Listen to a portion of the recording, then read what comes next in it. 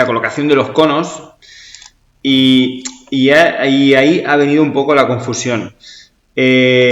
Voy a explicarlo, ¿vale? Para vosotros pues también. Y aquí lo que ha pasado es esto, y es que hay un carril que se llama carril adicional, o incluso más completo puede ser el nombre, porque a veces se llama carril adicional circunstancial. Pedazo de nombre. Este invento os lo podéis encontrar si algún día vais para Andorra. Los últimos 100 kilómetros desde Cervera hasta Andorra, bueno, las poblaciones por las que se suele pasar son Guissona, Pons, Coll de Nargó, Liana, bueno. Entonces, lo que suele haber es, pues esto, una carretera convencional con un carril para cada sentido. Y lo que sí que es interesante es que tenga unos buenos arcenes.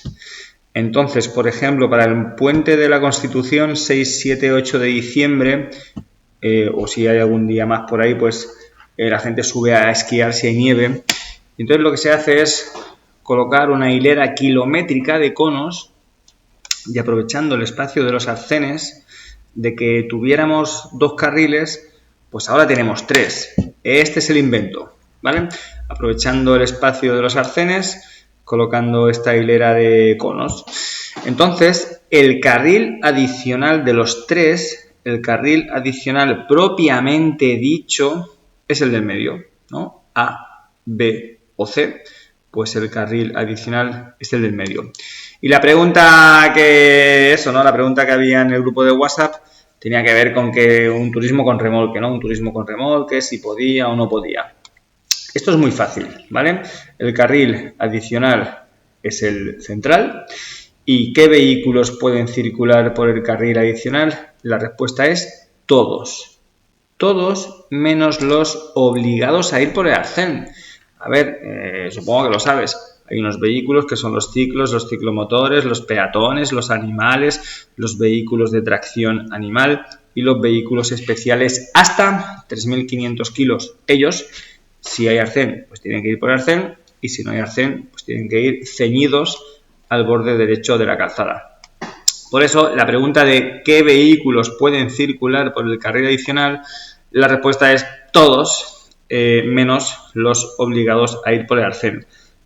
Luego, la otra pregunta que puede haber es ¿quién tiene que llevar luces? ¿No? En este invento, una manera de incrementar la seguridad es encendiendo luces tanto de día como de noche, posición y cruce al menos. La respuesta también es fácil. ¿Qué vehículos deben de utilizar luces? Pues mira, otra vez diremos todos con las luces encendidas, da igual si es el carril adicional o son los otros carriles de normal circulación, pero la manera de incrementar la seguridad es esta, todos con las luces encendidas, posición y cruce al menos. Y luego la otra pregunta que tiene que ver con la velocidad, seguro que te suena esto de como mínimo a 60 y como máximo a 80, vale, pues qué vehículos deben de circular en este rango de velocidad como mínimo 60, como máximo 80, la respuesta es todos los que puedan conseguir esta velocidad, ¿no? Porque a un ciclista no sé si le vas a poder pedir que como mínimo vaya a 60 y tampoco sé si le vas a poder pedir que lleve las luces encendidas porque a lo mejor le pillas así de desprevenido sin que esto lo tuviera él planeado. Bueno, pues entonces claro, le preguntaban por el carril adicional si un turismo con remolque puede ir y la respuesta es sí y punto, no te líes en otros temas. ¿Qué pasa? Que el carril por el que nos preguntan mucho en los test no es el adicional. Nos preguntan muchas veces por este invento que tiene que ver en las autopistas y en las autovías. Tenemos el ejemplo cerca de nosotros, a la altura de Castelldefels, la C32, la autopista C32. Voy a tomar esta referencia. 2 carriles para Barcelona, 2 carriles para Sitges Vilanova. Estamos a la altura de Castelldefels y aún nos quedan unas cuantas poblaciones. Nos quedan Gavà, Viladecans, Gavà, Cornellà, Sant Boi, todas estas poblaciones las tenemos que ir atravesando. Entonces, los domingos por la tarde en verano, operación retorno de Semana Santa o Navidades, este carril y solo este se le va a dar la vuelta y este carril, que su sentido normal es Sitges, pues artesanalmente abrimos la mediana, se coloca una hilera kilométrica de conos y de este modo así artesano le hemos dado la vuelta. Este carril y solo este ha sido habilitado en sentido contrario al habitual, es este, ¿vale? Y sí que existe esa restricción de que solo pueden circular turismos sin remolque fuera y motocicletas, ¿vale? Entonces, esta ha sido la confusión. En el test, en la pregunta del test que tenéis ahí en el grupo de WhatsApp, esa persona se había confundido de por qué carril le estaban preguntando. Bueno, ya lo estás viendo, ¿no? Luces encendidas, también te digo que como mínimo a 60, máximo a 80. Y a los del carril contiguo, los que están pegaditos a los conos, también para incrementar la seguridad entre ellos, también se les pide que enciendan las luces y también se les pide que la velocidad pues como mínimo a 60 y como máximo a 80. Pero esto puede que cambie. Cuando el carril habilitado en sentido contrario al habitual, el motivo de la habilitación es por obras o trabajos en la calzada, pues bueno, lo de las luces y lo de la velocidad queda igual, pero esa limitación de que los turismos con remolque no podían entrar, o los camiones no podían entrar, o los autobuses no podían entrar, o lo que hemos dicho antes, ¿no? Que solo podían circular turismos sin remolque y motocicletas, esa restricción, cuando es por obras o trabajos en la calzada, no la tengáis presente. Fíjate en el dibujo, es que como aquí haya habido un accidente de tráfico, o como estén pintando de nuevo las marcas viales, o como estén reasfaltando obras o trabajos en la calzada, no sé exactamente qué es, pues bueno, la lógica dice que podrán entrar todos, salvo prohibición expresa. Vale, bueno, pues esta ha sido la confusión, ¿no? Fíjate, el carril adicional es este el montaje, y el del habilitado en sentido contrario al habitual, pues tiene que ver también con la colocación de los conos, pero ya esto suele darse más en autopistas, en autovías. Bueno, pues esto que quede claro, sobre todo para... ¿Qué tal, Esme? ¿Cómo estás? Que quede claro, sobre todo para... hola, David, ¿qué tal? Para los que habéis chafardeado el grupo de WhatsApp. Y ahora lo que voy a hacer es poner ya el test pertinente de la clase de hoy, a no ser que tengáis alguna duda, sugerencia o cuestión que vosotros queráis resolver, o algún tema específico que os gustaría que yo desarrollara. Y si no, pues nada, seguimos con el test 1036 o 1037. Y venga, a ver de qué hablamos hoy. Vale. Más test. Y voy por aquí. Sí, son los más actualizados que tengo. Ya hemos visto alguna pregunta de estas de nuevas señales. Bueno, esto no sé si está hecho. Esto sí que está hecho. Y esto también lo hicimos. Uy, ya nos queda poco entonces para acabarlo. Me suena que también esta ya no. Esta ya no. Y un poquito más para atrás para confirmarlo. Esta sí. Vale, y esta también. Bueno, pues hoy creo que la hice, ¿eh? Creo que esta pregunta la hice el último día de clase, el viernes por la mañana, si es que asististeis. Pero bueno, vamos a retomar la clase con esta pregunta. Vale, sí que está hecha, pero bueno, quiero aprovechar para explicar algo más sobre frenos, que el último día de clase pues no tuve mucho tiempo. Venga, la Cristina ya se tira a la piscina. Hoy sí que tenéis que ir participando porque en clase estoy solo, ¿eh? O sea que hablar para las paredes, yo que sé, que alguien diga algo, si no me encuentro aquí como un poco raro, ¿sabes? Pero bueno, ya sé que estáis por ahí. A ver, esto lo expliqué el viernes, y entonces lo de reducir a una relación de marchas más corta, reducir de marchas, si vas en cuarta, pues pon tercera, o por qué no, de cuarta a segunda directamente, ¿vale? La primera ya es muy brusca, tiene una retención muy exagerada, costaría mejor que vayamos a buscar la segunda, relación de marchas más corta. La segunda es la más idónea, incluso un cambio doble de cuarta a segunda De este modo utilizamos el freno motor y también tiramos del freno de mano suavemente, sin brusquedades, evitando que se bloqueen las ruedas traseras. Vale, tengo aquí un PowerPoint que me gustaría que vierais respecto al funcionamiento de los frenos, respecto a la configuración de los pedales, porque, bueno, cuando tú te subes a un coche hay un problema, y es que hay 3 pedales y tenemos 3 pies. Entonces, el pedal de más a la izquierda es el embrague, que tiene diferentes funciones, por ejemplo, los cambios de marcha y para arrancar. En el pedal central es el freno y el de más a la derecha es el acelerador. Por ahí me escucho yo un poco el eco, o sea, si alguien lo tiene por ahí que se lo silencie. Venga, tipos de frenos, vamos al lío. El pedal central, ¿vale?, se llama freno de servicio o freno de a pie. La capacidad de frenado de un turismo es muy elevada, porque cuando tú pisas el pedal central, que es el freno de servicio, pues actúa sobre todas las ruedas, o sea, tanto las de delante como las de detrás frenan. Con frenos de disco, con frenos de tambor, luego os explico un poquito esto, ¿vale? Pero lo vuelvo a decir, la capacidad de frenado de los vehículos, de los turismos, es muy elevada gracias a esto. El otro freno que también conoces, y por ahí lo hemos nombrado, es el freno de estacionamiento o freno de mano. Lo tenéis a mano, una palanca así que tiráis hacia arriba de manera bastante rudimentaria. Esto va evolucionando y ahora los frenos de mano que van habiendo suelen ser eléctricos, pero el sistema es el mismo.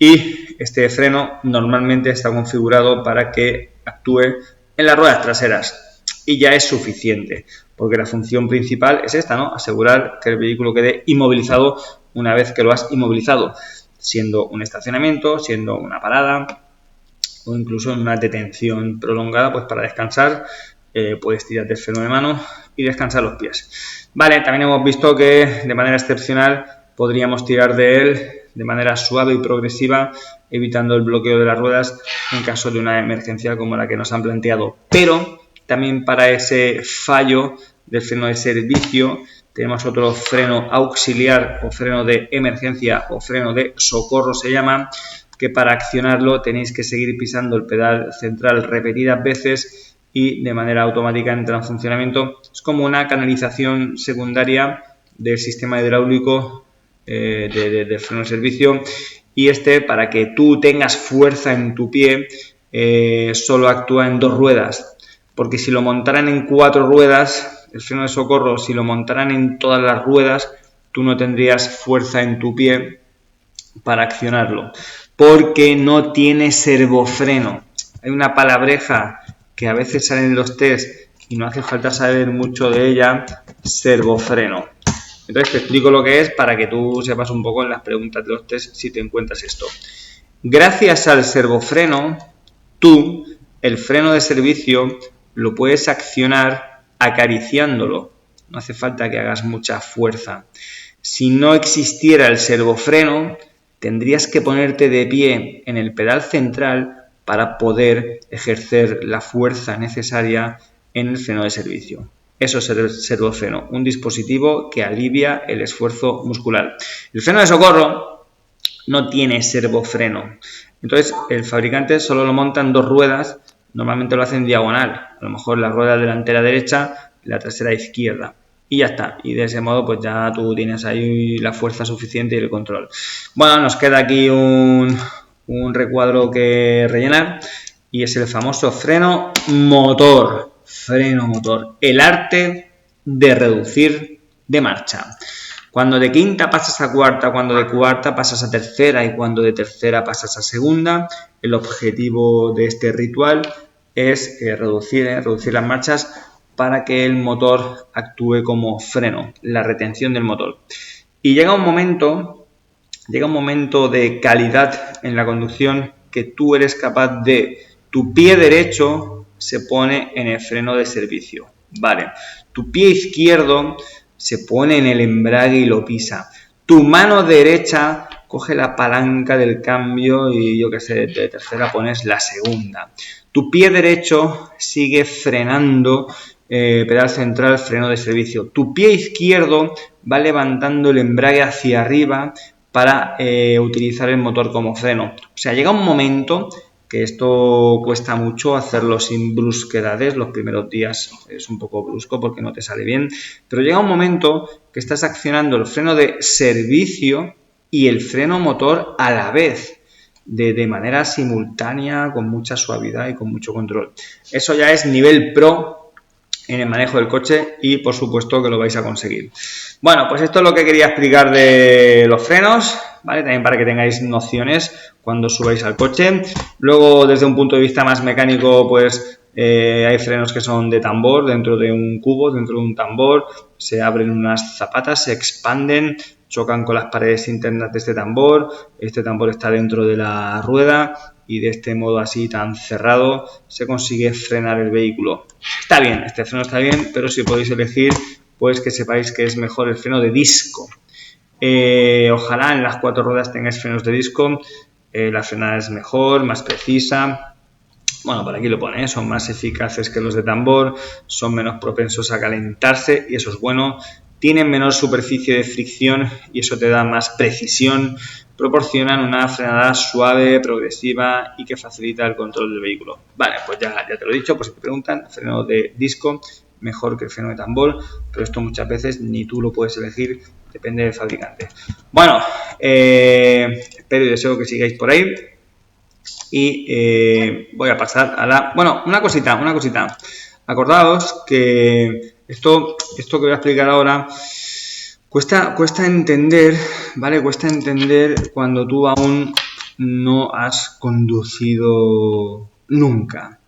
Lo que te transmite el coche, lo que te transmite el motor, cómo se pisa el acelerador, cómo se pisa el freno, más duro, menos duro, más fuerte, menos fuerte, el embrague. Bueno, esto hasta que tú no llevas un rato tocando esos pedales, pues cuesta de explicar así tan teóricamente.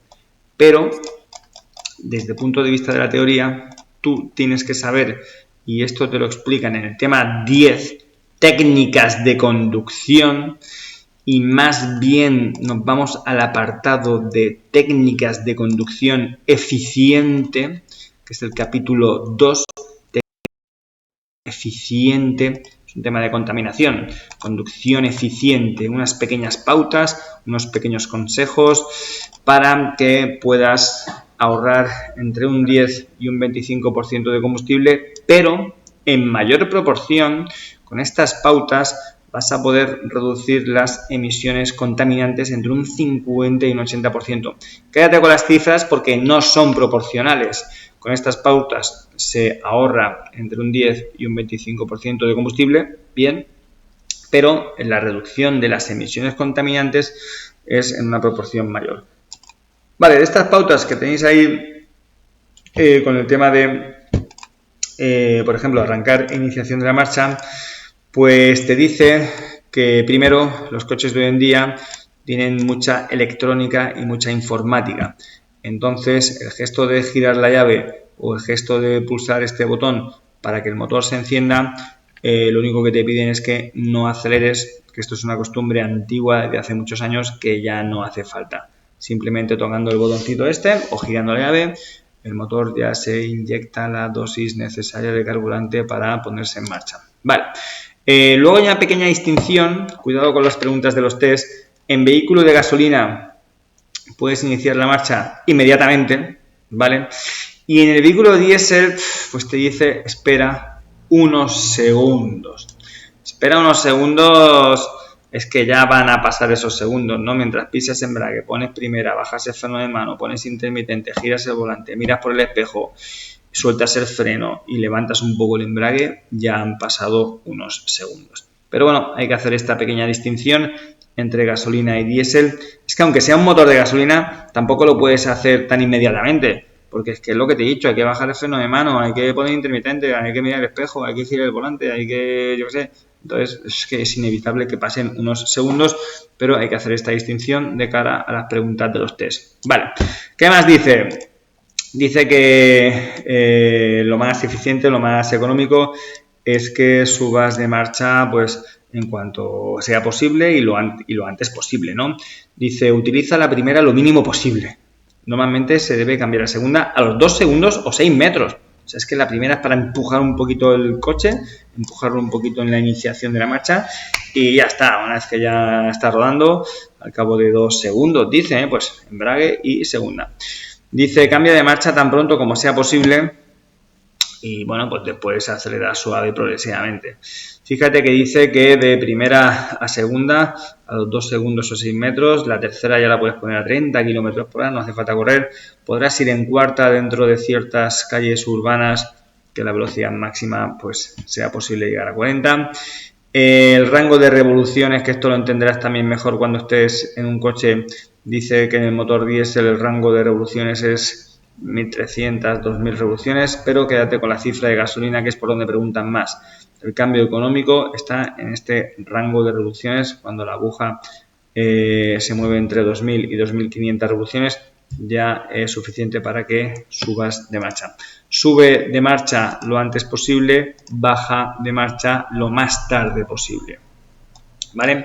Una técnica de conducción eficiente que se llama modo vela. Lo que pasa es que esto no lo dice aquí en el libro, ¿vale? Pero ya te lo digo yo, se llama modo vela.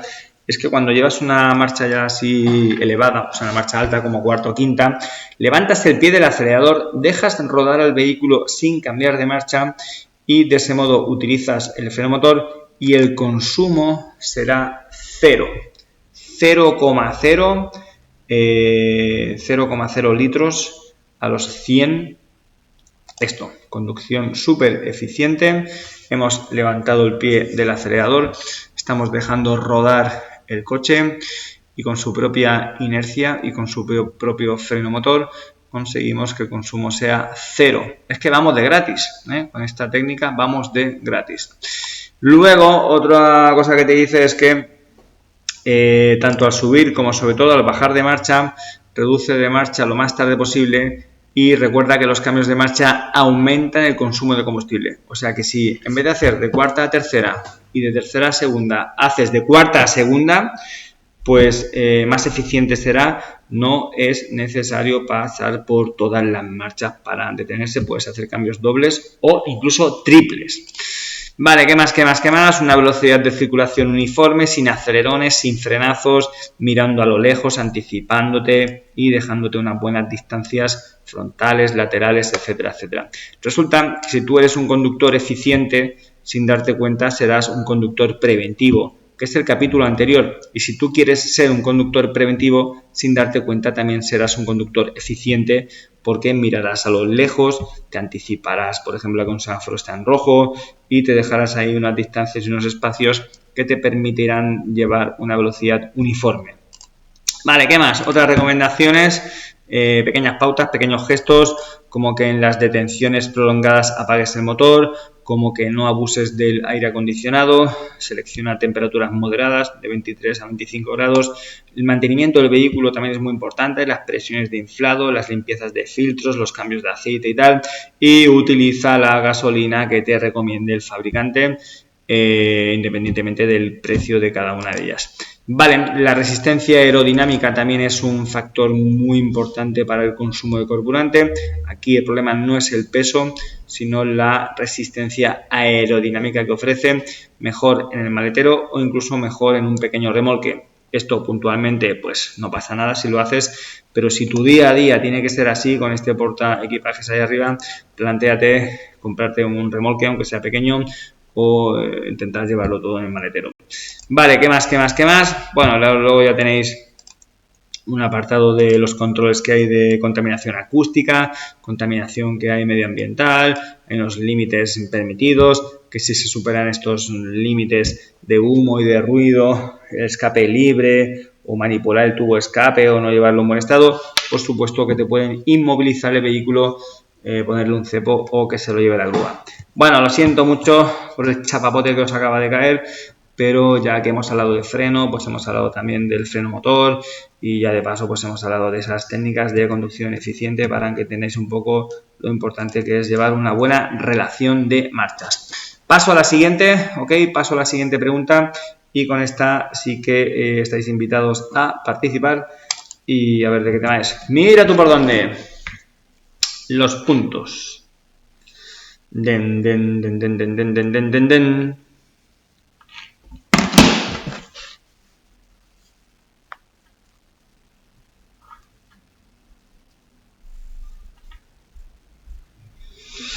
Den, den, den, den, den, den, den, den, den. Oh, ya tenemos debate, ¿eh? Ya tenemos debate. Ay, ay, ay. Ay, ay, ay. Bueno, explico. Vas a salir de la autoescuela con 8 puntos. Vale. Los nuevos conductores, ¿vale? Los nuevos conductores, se supone que vosotros dentro de poco vais a salir de la autoescuela con 8 puntos. Cuando pasan 2 años y no cometes ninguna infracción de las que restan puntos, recarga automática hasta 12 puntos. Vale, luego, paciencia, una vez que tienes 12 puntos, que esto te lo acabo de decir, es al cabo de 2 años, paciencia, tienen que pasar 3 años más para de 12 puntos tener 14, vale, 14 puntos. Y luego, paciencia, porque tendrán que pasar 3 años más para de 14 pues llegar al límite máximo permitido, que son 15 puntos. Y esta es la cronología. Vale, 8 puntos y luego 2 años para 12 puntos y luego 3 años para 14 puntos y luego 3 años más para 15 puntos. Y bueno, este es el método. Ok, se pueden perder 6 puntos, se pueden perder 4 puntos, 3 puntos, 2 puntos. Lo ideal es que no perdáis ninguno. Hacer las cosas bien y ya está. Entonces, os explico.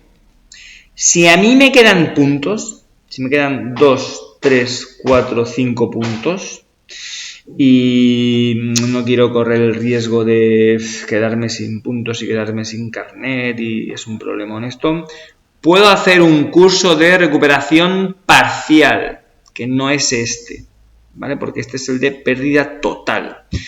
Yo estoy hablando de que a ti aún te queda algún punto y bueno, dices, no me la voy a jugar, voy a hacer un curso de estos de recuperación parcial que no tiene ni examen ni nada, simplemente es presencial. Y en este curso de recuperación parcial, recuperas 4 puntos, ¿vale? Pero claro, esta no es la pregunta, ¿vale? Esta no es la pregunta. Si nos dijeran pérdida parcial, dirías la... ¿Vale? Bueno, no sé si dirías solo un máximo o dirías directamente recupero 4 puntos y ya estaría bien contestado, ¿vale? En el de recuperación total, tú te has quedado a 0 puntos, ¿vale? Te has quedado sin carnet, durante 6 meses no puedes conducir, luego vas a un centro de formación, por ejemplo aquí, y haces el curso este de pérdida total. Bueno, pues cuando haces el curso y superas un examen, no es un examen como el que vosotros estáis preparando, sino que es un examen más de seguridad vial, es la B, ¿vale?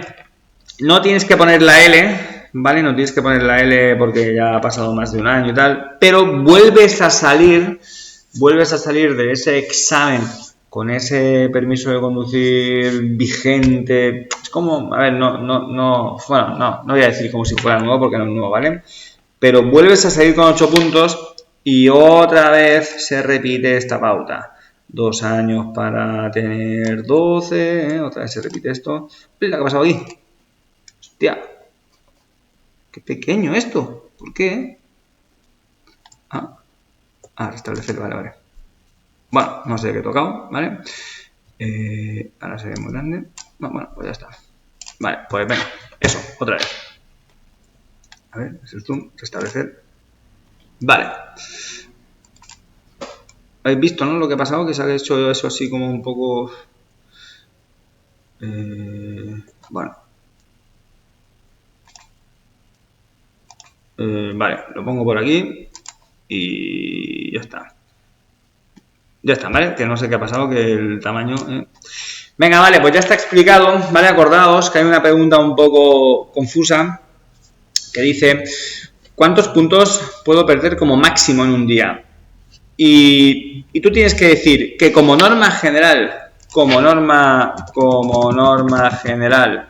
pues lo máximo de puntos que puedo perder en un día son 8 puntos, excepto si las infracciones son graves o muy graves, que entonces lo puedes perder todo. Podrías perder el carnet en un día si te lo propones. Vale, siguiente pregunta. Pim y pam. Venga. Vaya pregunta, macho.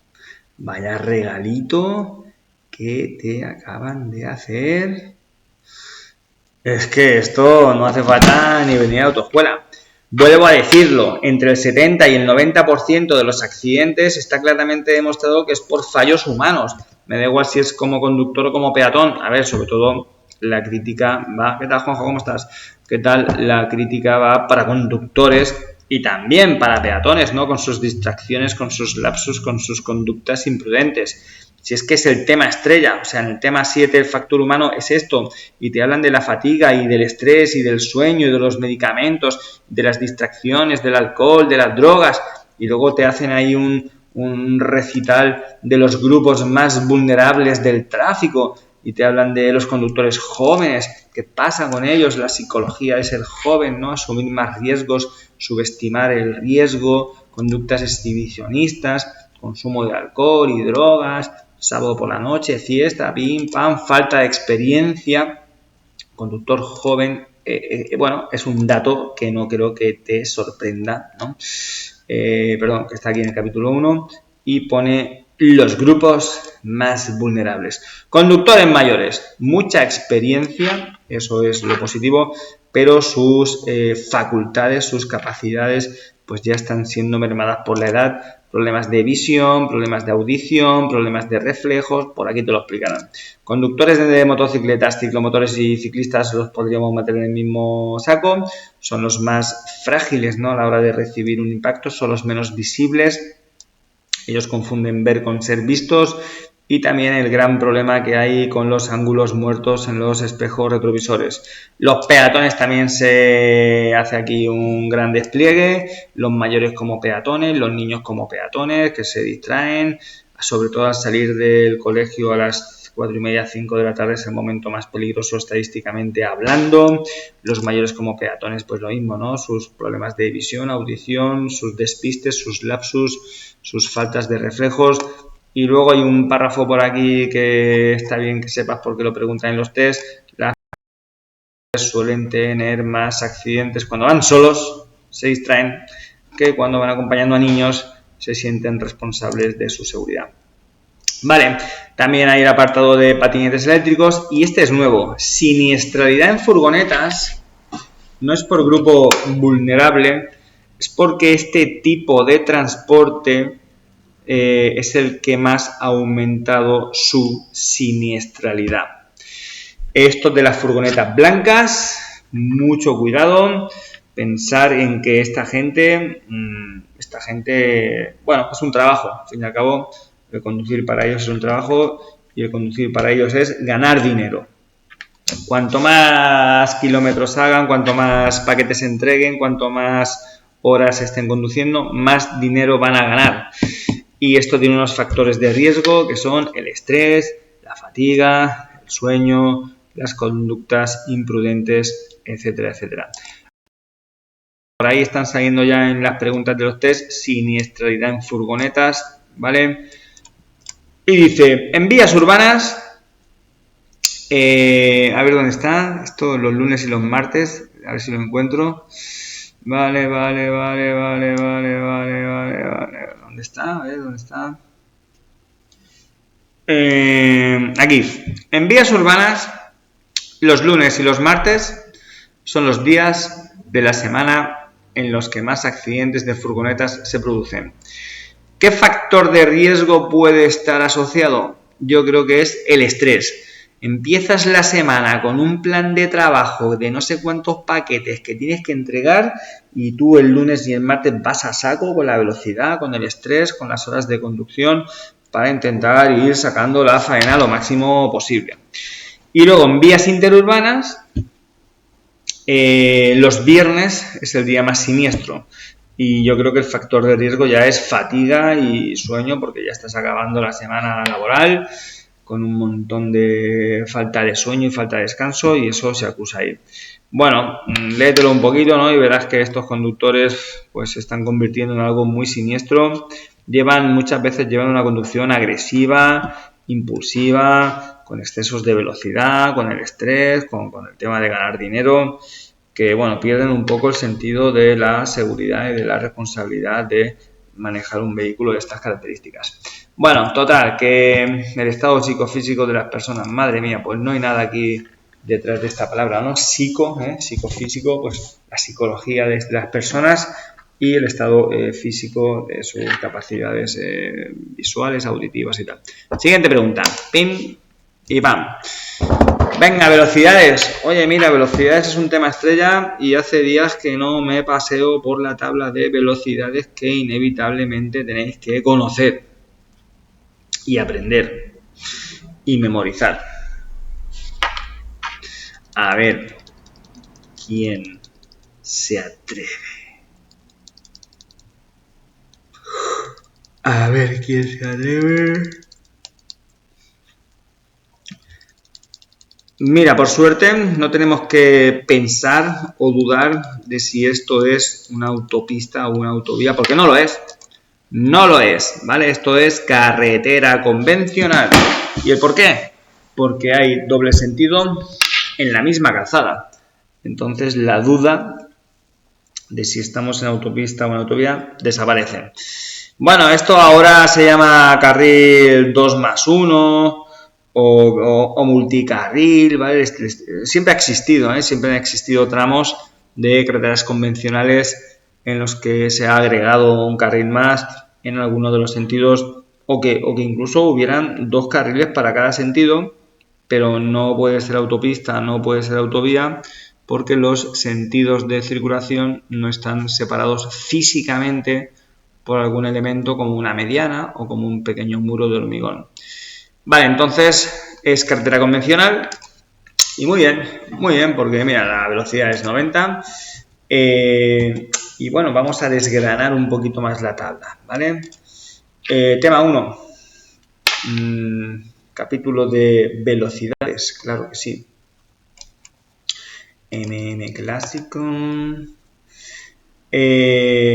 No sé si alguien lo tiene en mente, cada vez menos, pero hubo unos años, y hace poco en las noticias he leído que se estaba retomando el debate, hubo unos años en los que para adelantar te dejaban 20 más.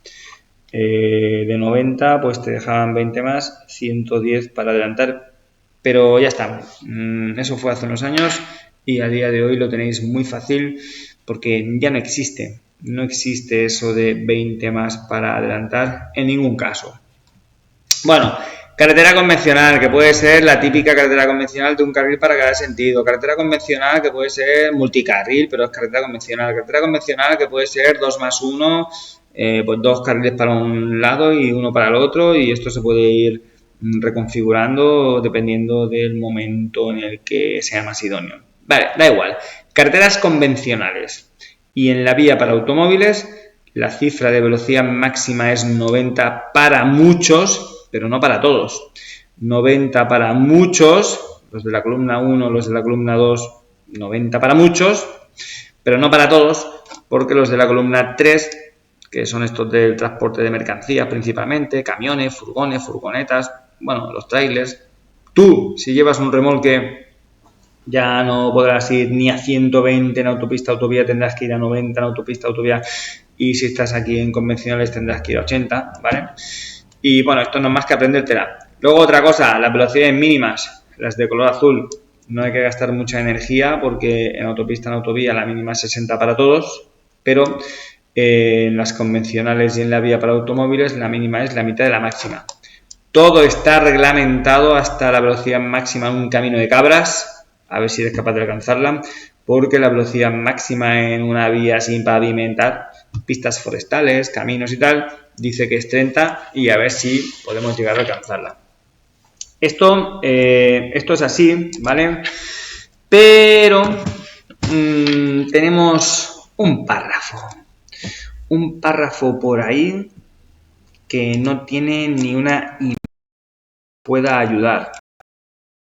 Acabo de decir, y acabas de contestar, que la velocidad máxima en las carreteras convencionales es 90.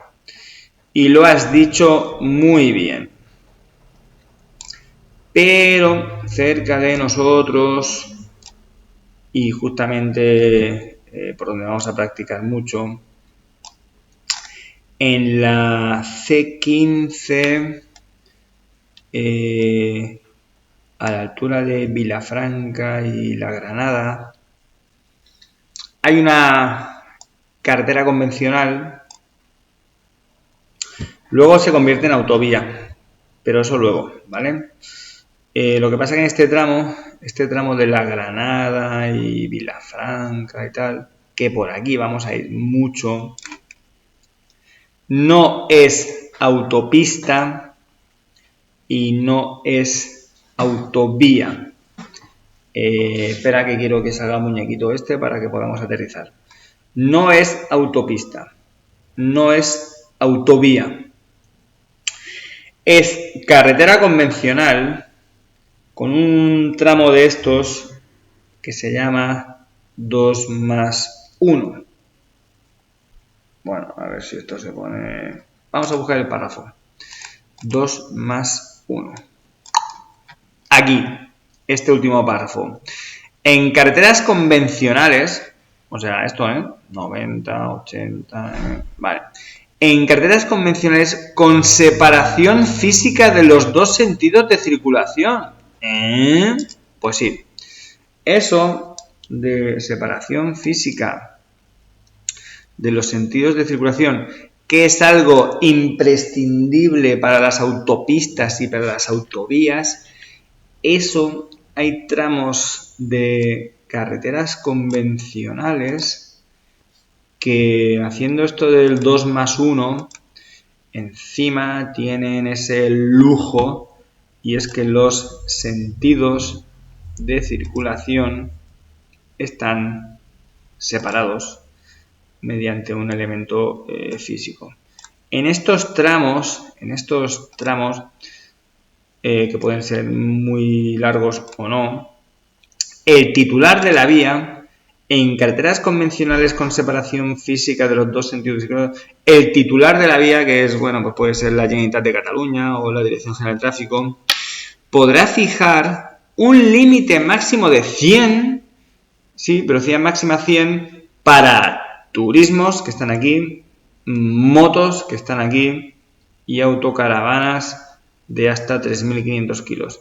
Vale, pues ya te lo he dicho, ¿vale? No sé si en las preguntas de los test tendrás una imagen como esta, ¿vale? Puede que te ayude. No es una autopista, no es una autovía, es una carretera convencional en la que hay una separación física de los sentidos de circulación, y entonces el titular de la vía lo tiene que poner, ¿vale? Yo aún no he llegado al lugar donde está la señal, pero es que no quiero haceros perder más tiempo, pero el titular de la vía, y tú lo vas a ver cuando hagas prácticas, pondrá una velocidad máxima de 100, porque en este tramo pues se puede permitir ese lujo. Vale, ya te lo he explicado, aquí 90 preguntas fácil, respuesta fácil también, y pasamos a la siguiente. Muy bien, los que os habéis tirado en cascada a la respuesta C.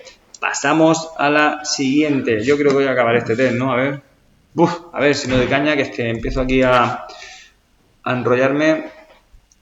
Venga, una muy fácil, ¿vale? Sería extraño esto encontrárselo, pero de vez en cuando ocurre, y es que sí, en los túneles, en muchos túneles, en la entrada al túnel hay unos semáforos que casi siempre están como de adorno, con luz amarillo intermitente, pero es que se ha puesto en rojo, ¿vale? Se ha puesto en rojo. Esto cuando vayáis a Vilafranca, pues también esos túneles de la C15 tienen unos semáforos que casi siempre están amarillo intermitente. Y también tienen como una barrera de paso a nivel en la entrada del túnel, lo que pasa es que está levantada.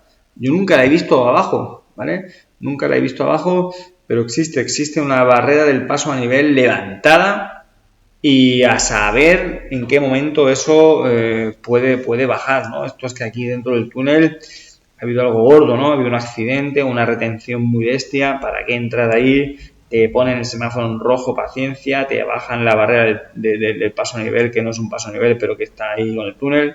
Te detienes y ya está, no entres. ¿Qué más quieres? No sé si va a ser por mucho o poco tiempo, pero no entres. Venga, siguiente pregunta para ir buscando lo de acabar el test.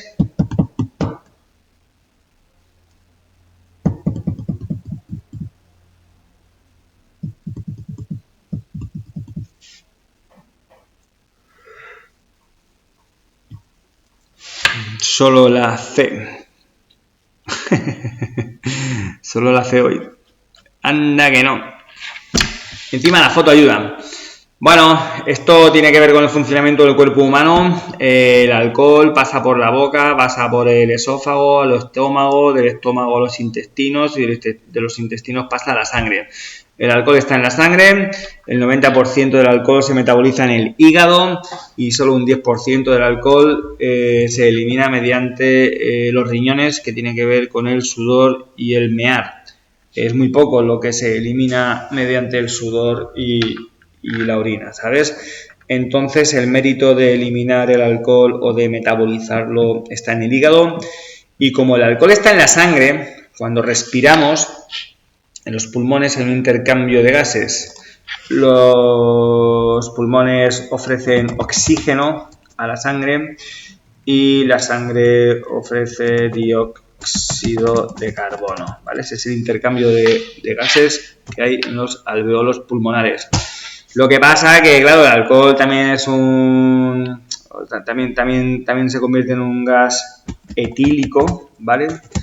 Y esta máquina pues es capaz de detectar la cantidad de alcohol que tienes en la sangre mediante ese intercambio de gases que está habiendo en los alveolos pulmonares. Bueno, yo te lo explico así con todo lujo de detalles para que tú esto entiendas cómo funciona.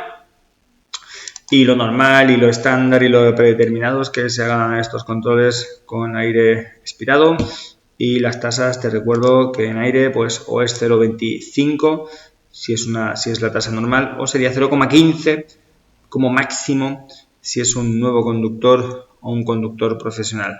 Bueno, ya le pegaste un repaso a esto de la tabla, ¿vale? Total, que lo del análisis de sangre son situaciones muy extraordinarias. El conductor ha sufrido un accidente de tráfico, está inconsciente, se le hace una extracción de sangre para determinar ahí si circula bajo los efectos del alcohol, o el conductor exige que se le haga este análisis de sangre porque no se fía del etilómetro previo pago. Cuando tú solicitas el análisis de sangre lo tienes que pagar nada más entrar por la puerta del hospital, y sí, te hacen el análisis de sangre y a ver qué pasa. Siguiente y última pregunta. Mira, otro regalito también. Estamos hoy muy facilones.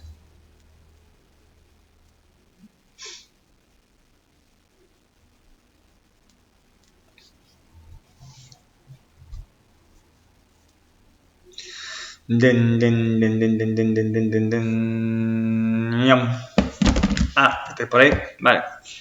Venga, vale, ya está. Otra pregunta moral, otra pregunta de concienciación, otra pregunta de que tú le des importancia a esto, ¿no? Y es que cuando ya dentro de poco seas conductor, pues olvídate de estos riesgos gratuitos. Vale, bueno, pues ya está. Lo dejamos aquí por hoy. Finalizo el 1036. Mañana empiezo con el 1037. Voy a parar la grabación. Esto por aquí, venga.